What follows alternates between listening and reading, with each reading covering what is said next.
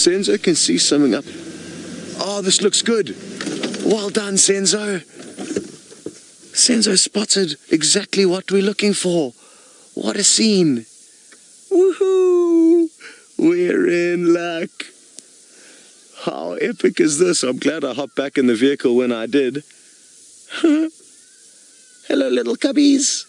Now, you can see Mom has had a successful night hunting. Her belly is swaying from side to side. I wonder what she was feeding on.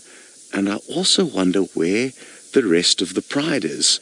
Now, we're just going to wait here. They're going to come straight past us, so we're going to get some great views of them. And what I actually might do is just pull over to the side a little bit. Sorry, Senzo's just leveled the camera.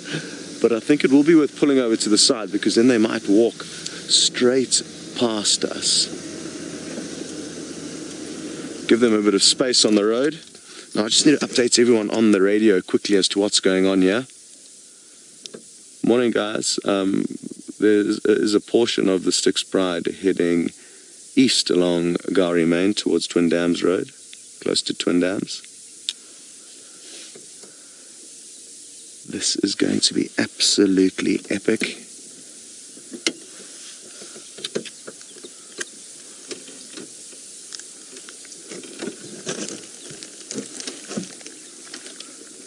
Michael, you're wondering if the Styx Pride will move more into Djuma now that the Inkuhuma Pride are gone. And yes, they certainly might. There's no guarantees out here, but I'm guessing that could well be the case. So I'm hoping that they do, because they certainly haven't been spending a great deal of time here, at least since I've been around. But it's so difficult to predict what these animals are going to do and when and how. Now we're in luck, because you can see the whole rest of the pride is also coming down in the background, and we are about to be in for an absolute treat. What an epic scene this is. And it looks like the whole pride has been collected last night, because even these young cubs have had a good meal. It looks like, sadly for the youngest cubs, that they may have not got too much to feed on. They, I'm guessing, will be feeding on meat, the smaller ones, but these older cubs definitely have had a good snack. Now what I'm hoping they're going to do next is head to Treehouse Waterhole to go for a drink. It's a waterhole that's very close to us, just behind us.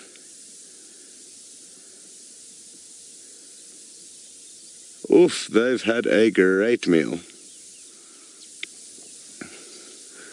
David, you're wondering if the cubs are safe from hyenas at this age, and I mean, I'm fairly certain some hyena on 2 occasions came past these cubs last night, and I don't think they gave them any trouble. So I think depending on the area that they're in, you know, there could be varying degrees of threat from hyena. Here, hyena usually don't give lions too much trouble. But that's not to say, of course, oh, they are very close to us. How awesome is this? Can you believe it?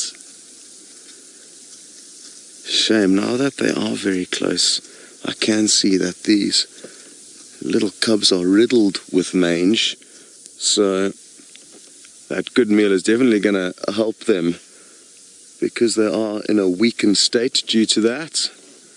So another thing that I'm wondering now is, where is the rest of the pride? Because I don't think this is all of them. There should be some more members in the pride, but nobody is coming down the road further. There should be a few bigger lioness around, but not too sure what they've got up to. So we're gonna now loop back and get in front of them again. What I'm probably actually going to do is try and race ahead on the Firebreak Road and then get ahead of them. So hold on, everyone, so we can get another view of them walking straight down the road past us. Wee-hee! K6, you'd like to know if any of these lioness have names? I'm actually not too sure. They could well have. Ordinarily, though, here we mainly just focus on, well, in general, in a lot of areas, they'll just give the lioness prides a group name, and the coalitions the same thing. The coalitions of males usually get possibly an individual name. It all just depends. But I'm going to need some help on who's who and what's what. I don't even know how many lion are in this pride at the moment, to be honest. So I need some help on that.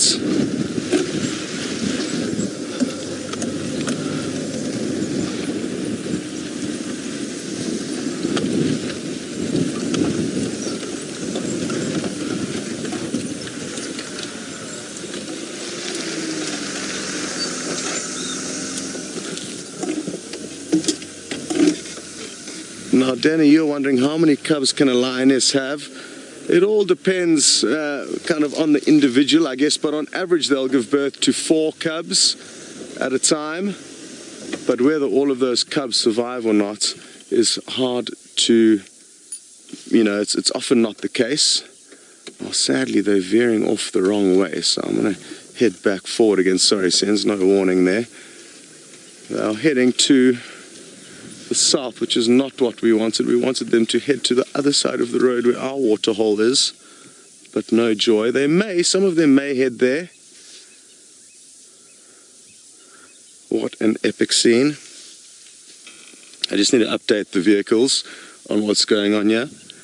The stations, it looks like these Angama are heading south at Baboon Pan, so if you want to rush to get you, if you want to see them.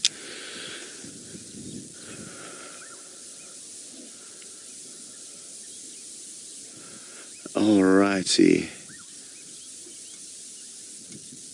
Now I'm told that there were 10 cubs in this pride. We can have seen 4 or 5 of the larger ones with this lioness at the back, and I can't remember how many of the tiny little ones came running past us initially. It's 4 of them, so I think that's 9 in total, not 10. And there should be a few more lioness lurking about somewhere. But it is not uncommon for prides of lion to split up and regroup.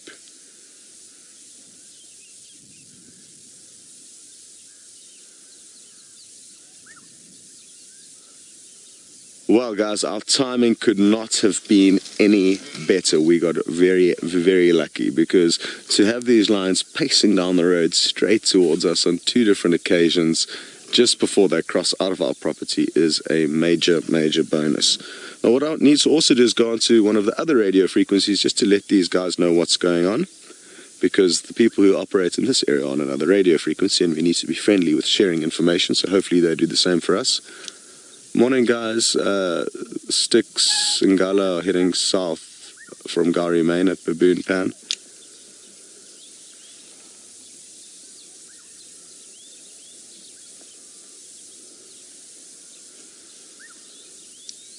Can any station copy me? Sorry to lose focus on you guys, but it is really important that we do share information, so I really want to try and make sure we do the right thing here. Can any station copy me? Seems like that radio frequency might not be working too well from where we are in this low-lying area.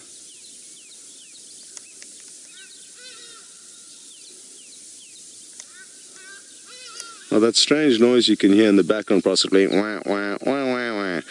It's a hardy-dar ibis, a bird flying past. Alrighty, let me just reposition slightly and try to get a few more views of them. What are they up to, actually? They are having a drink, so let me actually go forward a bit.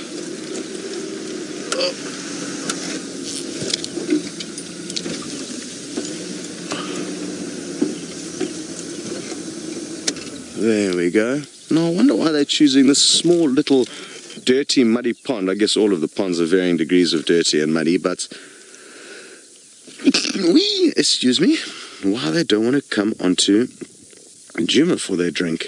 Twin dams from at a far bigger waterhole, where we would be able to see them far better. But I guess there's no way of being certain.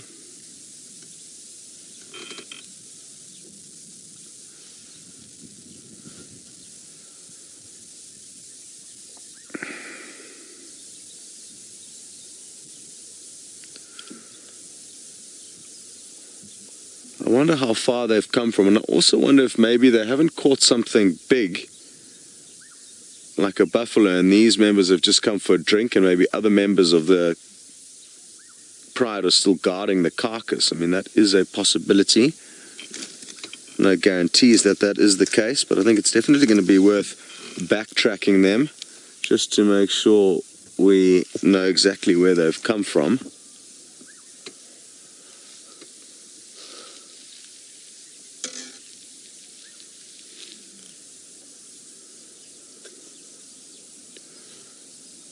Octos, sorry, I need to just clear things up here.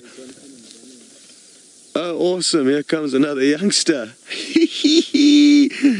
What a scene. I'm guessing this is a young boy who is a little bit of a rebel, who may have wanted to stay on the kill for as long as possible and get as much food into his belly as possible. Now, what's going to be interesting here is that he's going to be following the scent trail of the rest of the Pride. Well, now he's seen them, but it's incredible to, I think, no, he's calling. He's lost them.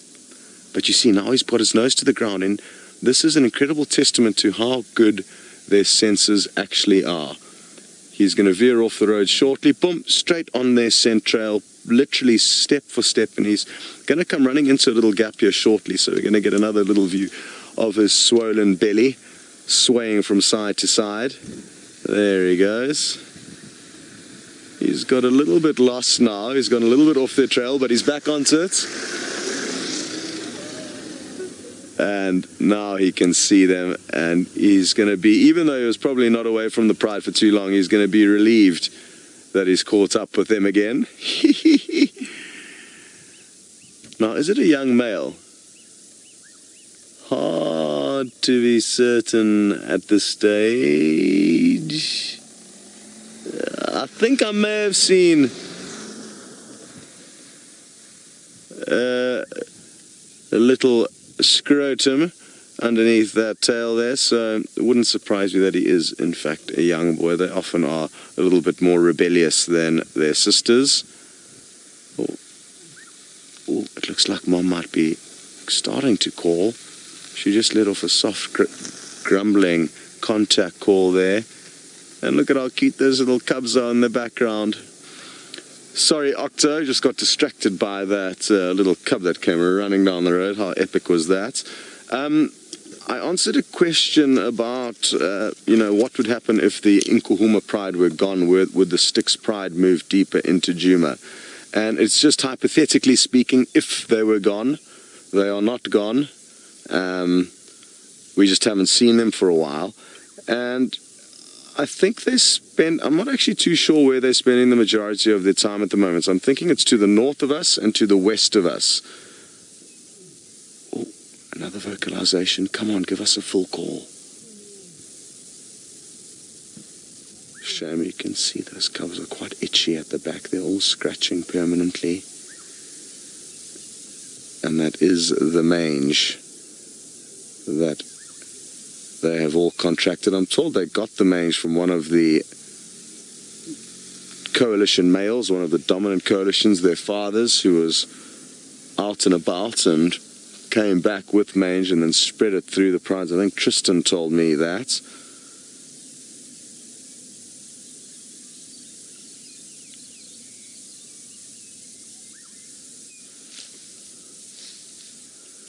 Phew. Well, I think if this is the way we've started our morning, we've got great prospects that lie ahead.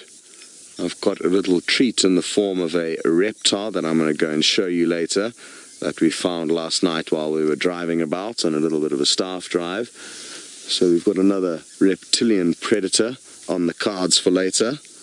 was hoping it was going to be a sunny morning, but it seems like the clouds are about.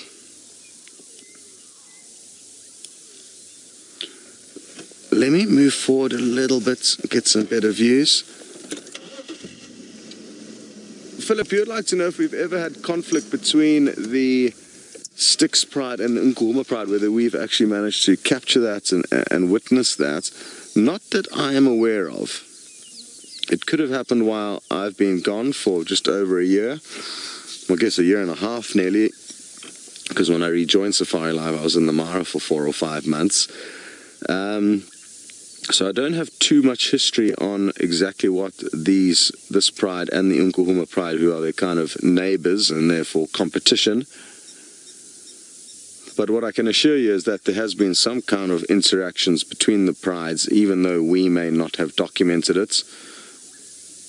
What an incredible scene this is, and we've had a bit of a drought for lions here in the Sabi Sands. We've been very lucky with leopards, but I mean, this is just too good.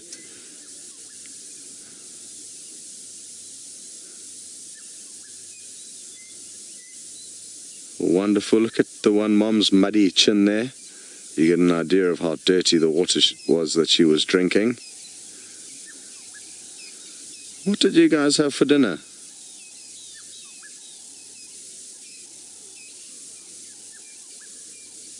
I wonder. Either way, well done to them, because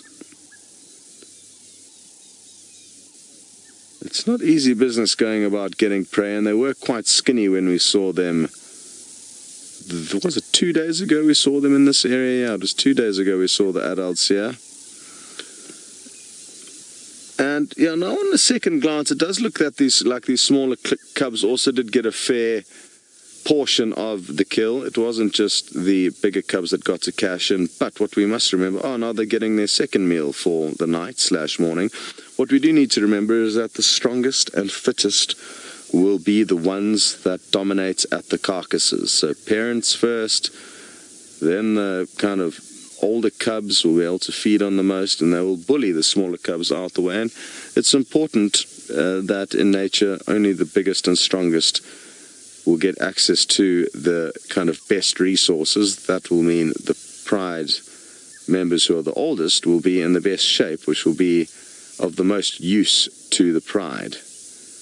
Having a fit and healthy 3-month-old cub doesn't really help the pride too much. Obviously in the future it will, but when they're at that age, they're not really bringing much to the table. So that's why it's important that the providers and the oldest cubs, who are more likely to make it to adulthood, are the ones that get the most food. Well, it looks like they're all relaxing now.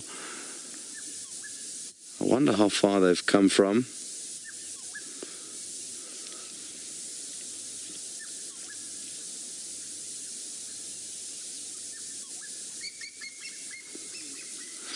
Hello, Love 3 Dogs. You'd like to know if these young cubs are big enough and old enough to beat the mange, or are they simply too young?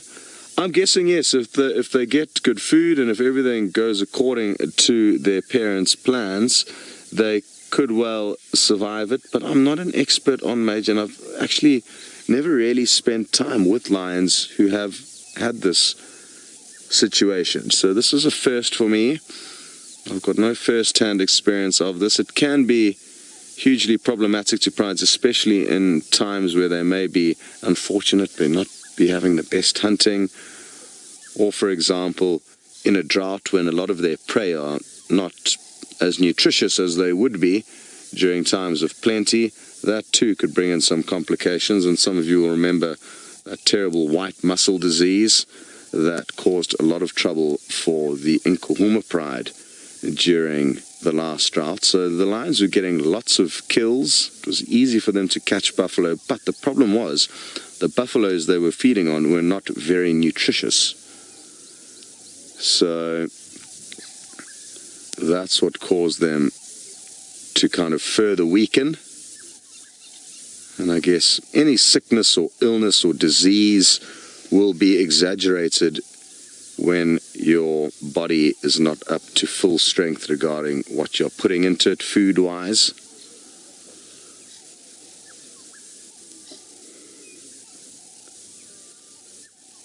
Marvelous. Phew, those cubs have done well. Looks like it's been inflated with air. And they're going to have a long and sleepy morning, I'm guessing. Perfect conditions for them to digest their meal on this cloudy day.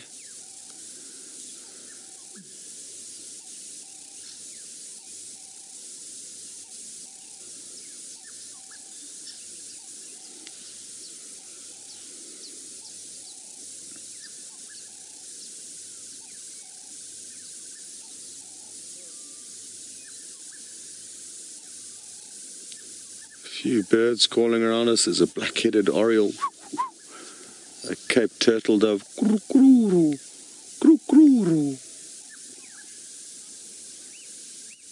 Well, hello to Ellie Belly Laugh. You say you are new to Safari Live, so welcome. If you're a newbie, it's great to have you with us, and you are wondering if there are any Dik-dik here in the Sabi Sands of South Africa, and sadly no, there are no Dik-dik that occur in South Africa. However, up in Kenya, where Ralph and Taylor will shortly be joining the safari, there you have a chance of seeing Dik-dik. It's mainly the Kirk's Dik-dik that I've seen in the Masai Mara. You get a few different subspecies of them. They all look very similar. But yes, you'll hopefully at some point be able to see some Dik-dik up in Kenya. But not down here. Our smallest antelope are steenbok and duiker, not nearly as small as the Dik-dik, and in my opinion, not nearly as cute, but wonderful to have you with us. And like I say, stay tuned for a bit longer, and maybe you can ask Taylor and Ralph to go on a Dik-dik quest for you.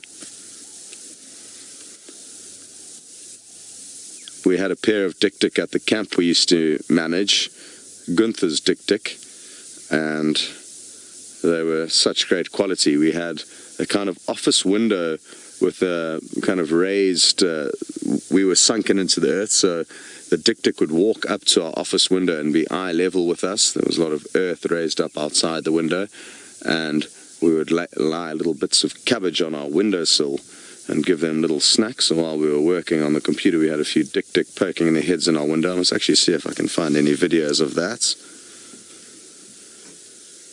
And again, whenever talking about feeding the animals, I must reiterate that as a general rule, it is not good to feed the animals, but with certain species, depending on their size and who they are and what they are, you can give some wild animals the odd snack without causing any negative habits or situations with them. And I think Dik-dik were a good example of an animal that it's not too bad to give the odd snack to. It was actually really cool. We followed them so closely that we saw they form monogamous bonds, and we would see they were called Rosie and Thorn, the resident couple that lived in and around our office. They've got very small territories, and they compete over their territories quite ferociously. Anyway, we saw them mating. We saw Rosie's belly growing as she became more pregnant. We could even see the little baby kicking inside her belly. And one morning I heard Nikki shout, "Scott!" with a bit of a shrill in her voice. And then she was like, "I think Rosie's given birth." And we saw her so much every day that literally we saw her in the morning at like around 9 o'clock, and an hour or two later we saw her again, and Nikki noticed that she was no longer pregnant. And then we went searching to find her little baby, and we did find it hidden under a bush, still a little bit wet. So we've been very, very fortunate with some incredible Dik-dik sightings.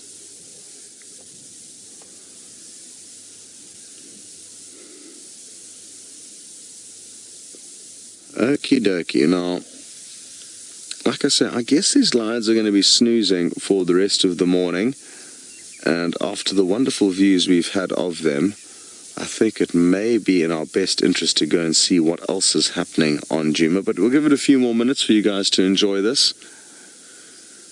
But there is a burning desire within me to try my absolute best to find Thandi, a female leopard, who has got a tiny 6-week-old cub, or at least had a tiny 6-week-old cub when we last saw it about 5 days ago, 6 days ago, was the last time the cub was seen with its mother. Let's hope it is still alive.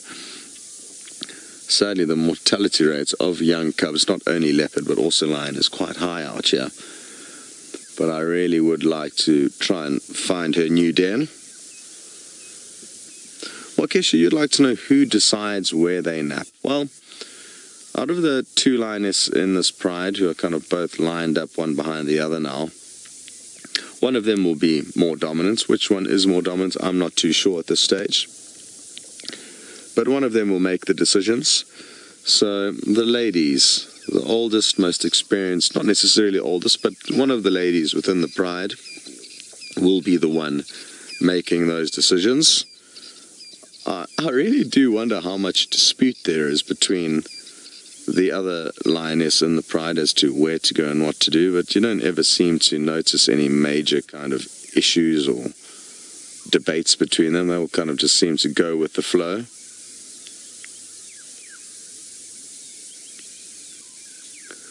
You'd like to know if lions will only suckle from their mothers, and yes, as a general rule that is the case, and if they go and try and suckle from one of their aunts will snarl and growl and chase them off.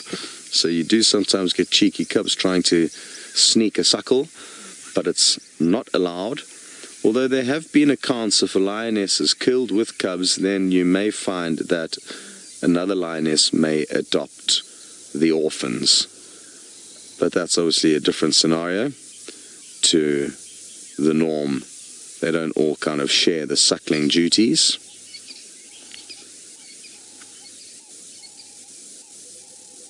In terms of what we're seeing now, grooming like this, maybe one lioness will groom another's cubs. And I'm told a lot of you guys are over the moon and really happy that you've got to see this pride of lion, and also importantly that they have got nice full bellies. And so am I.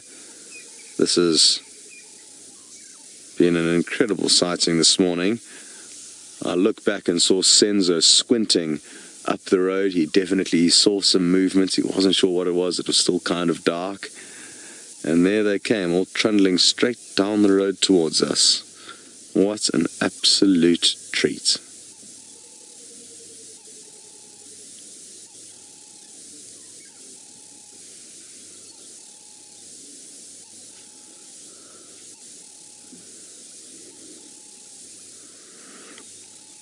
Kat, you'd like to know if grooming helps, with regards to curing the mange that they have, or does it spread it?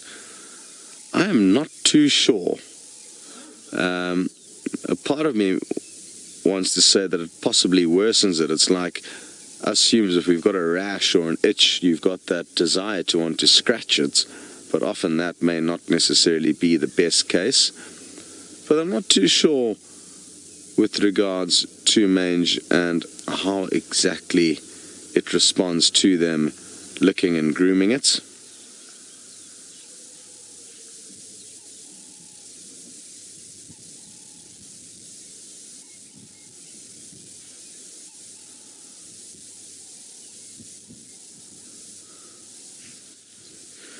Andrew, are you wondering if when these young Styx cubs grow up, the males at least, is there any chance that they would form a coalition with the young males from the Nkuhuma Pride? And yes, there is a chance that would happen, but as a general rule, it's brothers and cousins from the same pride that form coalitions. That is the general rule.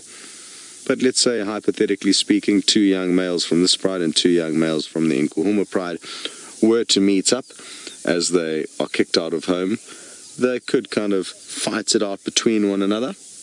Initially, there will be an initial scrap, and then they could kiss and make up and form a lifelong coalition and partnership.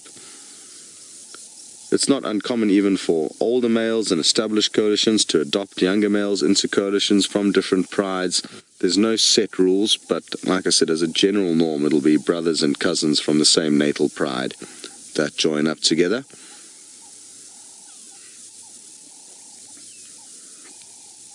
A lot of the time, well, not a lot of the time, but you'll get cases where, of course, there's just one young male born to a pride and he gets kicked out, and the poor guy will be all on his lonesome as he is growing up and trying to work out what's what.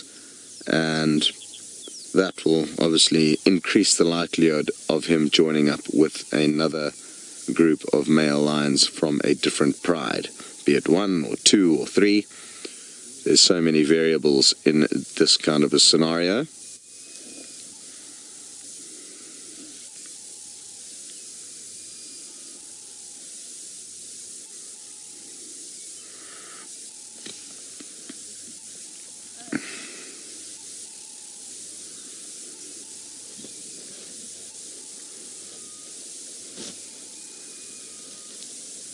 Guide Monkey, you would like to know if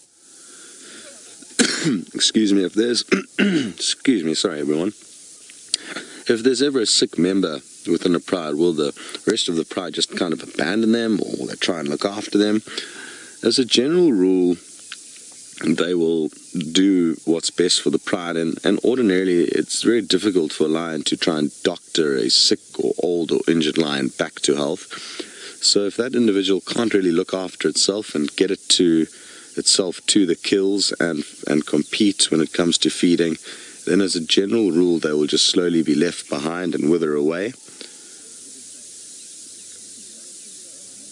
I've seen a scenario where there was a massive pride of lion in the Kruger National Park of over 20 lion, and one of the lioness was getting really, really old. She hardly had any kind of teeth left in her mouth. She could hardly chew on the kills, and she would be outcompeted at kills. Even a giraffe kill, where there was loads and loads of meat that would feed that pride for days, she was very often chased off the kill and not allowed to feed on it, which was absolutely mind-boggling to me, that the pride would be so harsh to one of their own pride members, even with such a surplus of food and meat. But I guess, you know, they knew full well that she was on the way out, and therefore it was essentially a waste of resources. So nature can certainly be quite harsh in situations like that, but there's always kind of exceptions to the rule, and some interesting stories where, of course, maybe there has been some level of nurturing of a sick or wounded lion.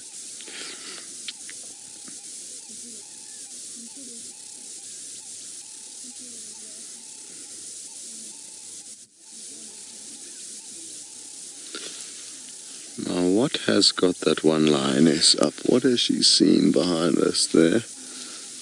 I'm looking back and can't see anything. Maybe it's something she heard.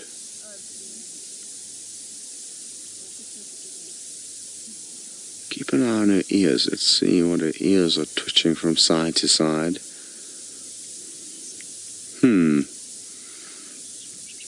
Well, seems like everything's calmed down now. I'm definitely interested what got her attention. Maybe it is the audio of other lions in the area. Maybe we'll get lucky and have one of the big males come onto the scene. For you guys are going to be heading all the way up to Kenya in the Masai Mara with... Well, Ralph really is enjoying that hyena den, and I'm sure a lot of you are as well. So let's hope it's highly active, because then not only would you have had the joy of seeing a whole bunch of lions and their cubs, but also some hyenas. Now, another lioness has come onto the scene, who is obviously still snacking on the kill. She's the individual that is licking that sub-adult there. So now 3 adult lioness and 10 cubs in total.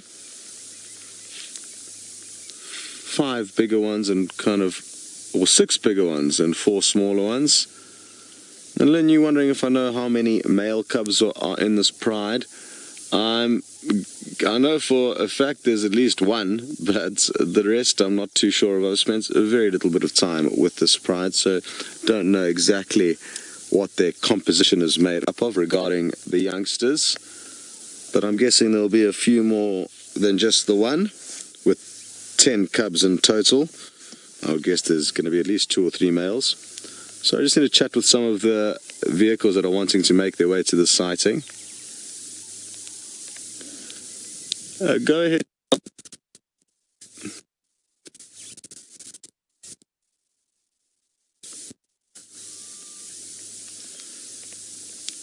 Okay, copy. Thanks very much, Charles. Is that north of the Balanites Junction? Okay, well, one of the other guides has just let us know that he's got some leopard tracks. Okay, copy, thanks very much. Got some leopard tracks on one of the roads on Djuma, so it might be worth heading across there a little bit later. It's male leopard tracks, so I wonder who it could be.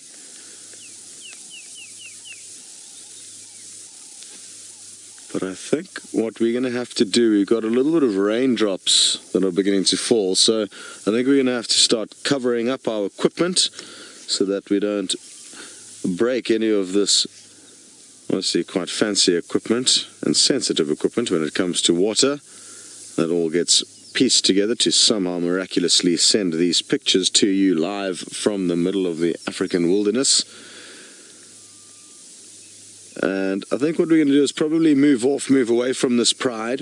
There are going to be quite a lot of vehicles making their way here now that the word is spread that to our southern neighbors.